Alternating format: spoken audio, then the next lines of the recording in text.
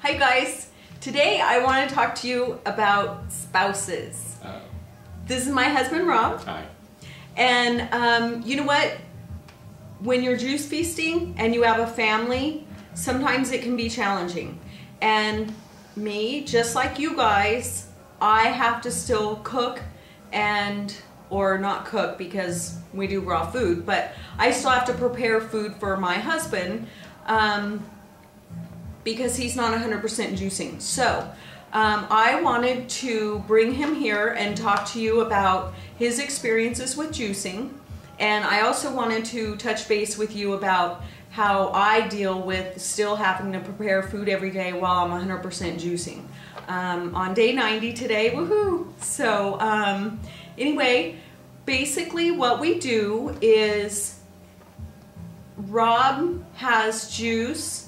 He actually has a superfood drink in the morning time based with cacao and chai tea and some superfoods. And then he has a raw food lunch, and then we have green juice at nighttime. Yep. And what has your experience been? And I make his raw food lunch, and you know what, you guys? I enjoy still having that connection with the food. I just know I'm doing the best thing I can do for him.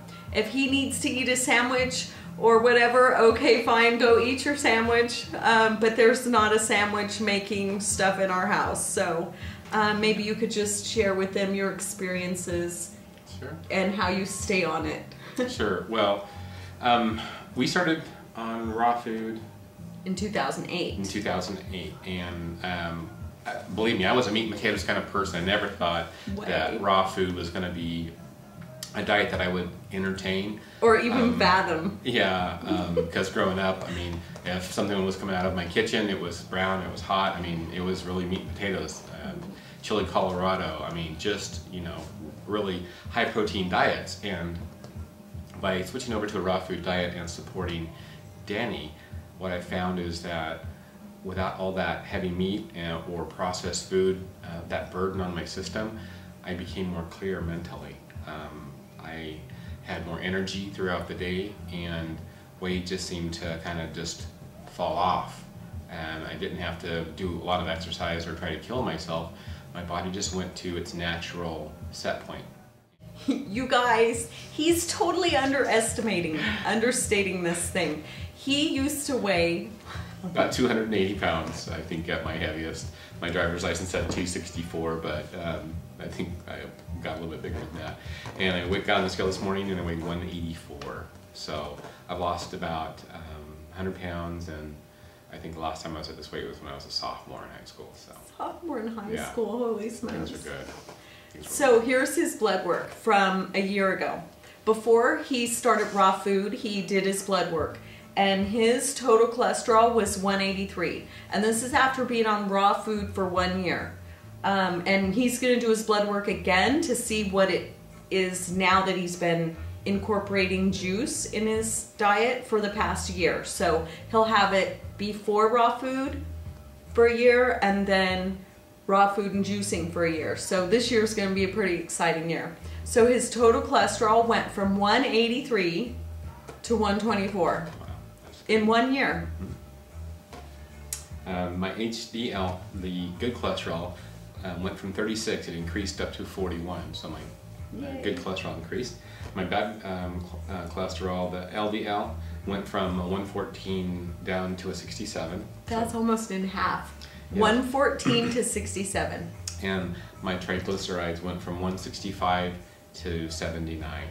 Oh my gosh. So overall, a really great increase. By eating raw food. Mm-hmm. Yeah. I didn't sign up for this. I'm really a meat and potatoes kind of person, and I never thought that this would be an option, a real option for me. But what helps me to this day is having the experience, having the practical experience of making these choices and seeing how they benefited my overall health.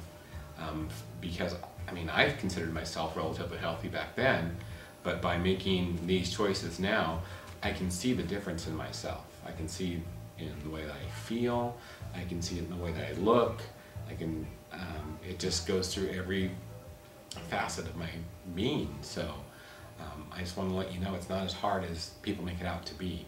It's really just about the choice. It's about knowing how, by experiencing it. I mean, that's what the Buddha said, you know, don't take my word for it, find out for yourself. So try it for yourself and measure what that difference is, how it makes you feel. See if you don't feel better. You will feel better. It's impossible not to feel better, you guys. Yeah. So that's, I think that's the gift that this juicing has given me and our family. I think it's given us back a quality of life that we had lost touch with.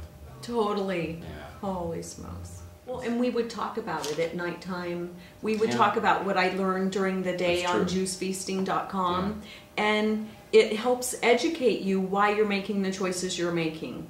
And, you know, if you know why you're doing something, you're more likely to continue to do it, because at that point, it becomes an educated choice.